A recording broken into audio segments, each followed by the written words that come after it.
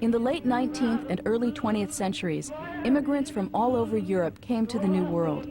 Between 1880 and 1924, more than 100,000 Jews from Eastern Europe settled in Chicago, on the near West Side, in what became known as the Poor Jews' Quarter, and later as the Maxwell Street area.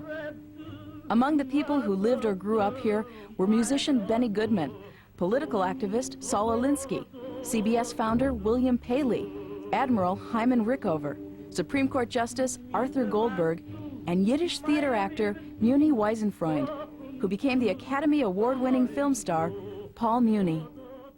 My pa came over here, and they lived in the Maxwell Street area, and my pa was a tailor.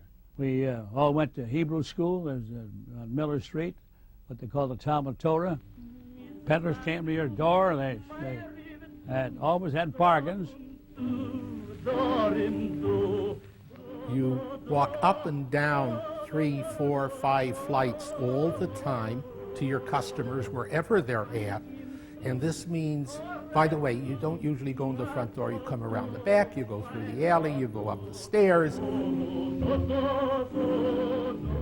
As peddlers, they could go out into communities where they knew the language, be it Hungarian, Russian, whatever, Polish, and so on. The other thing is it didn't take much money.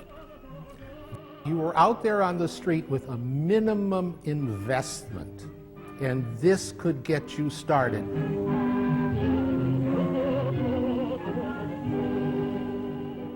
Jews from different towns in Europe formed self-help organizations, known as Landsmannschaften.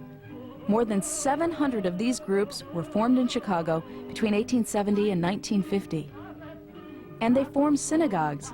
There were more than 40, commonly known as shuls, near Maxwell Street.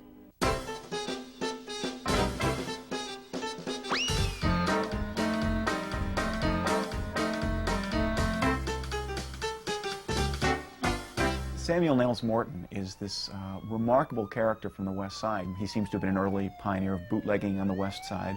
Dean O'Banion, who went on to become really public enemy #1 before Al Capone was that, sort of counted on Morton as one of his chief lieutenants, chief allies. He was killed in a bizarre accident. He was riding a horse in Lincoln Park. The horse threw him, kicked him in the head, and he was killed. And one of the more famous and bizarre incidents of gangland history, some of his buddies took the horse for a ride, carried it up Lincoln Park, actually shot it, and then phoned the stable owner, "If you want your saddle, come and get it." After World War I, violence against Jews in Eastern Europe spilled over to America and to the parks on Chicago's West Side. Some people claim that Niles Morton organized a group of Jews, tough Jews, to defend them. Some people say that Davy Miller, who happens to be my mother's uncle, organized them. But in any case, there's a story that a lot of people tell differently, but that most people call the Battle of Douglas Park, where these Jewish tough guys triumphed over the people who were harassing the Jews, and that put an end to the problem. Niles Morton was immensely popular with the Jewish community at large. In 1923, when he died, more than 5,000 people came to his funeral, but at the same time they had a hard time finding a rabbi who was willing to conduct it.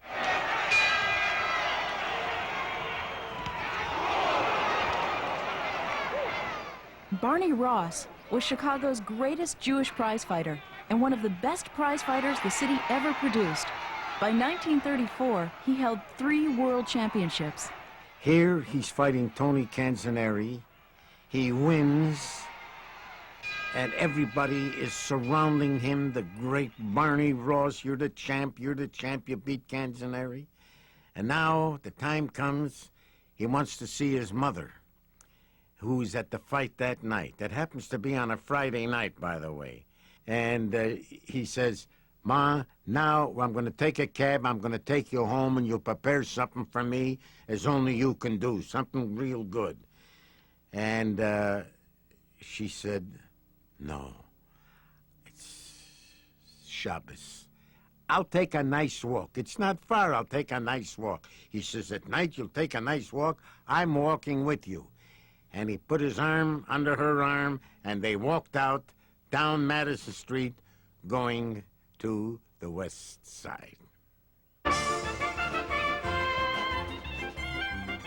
In the 1920s and 30s, Chicago boasted a thriving Yiddish culture.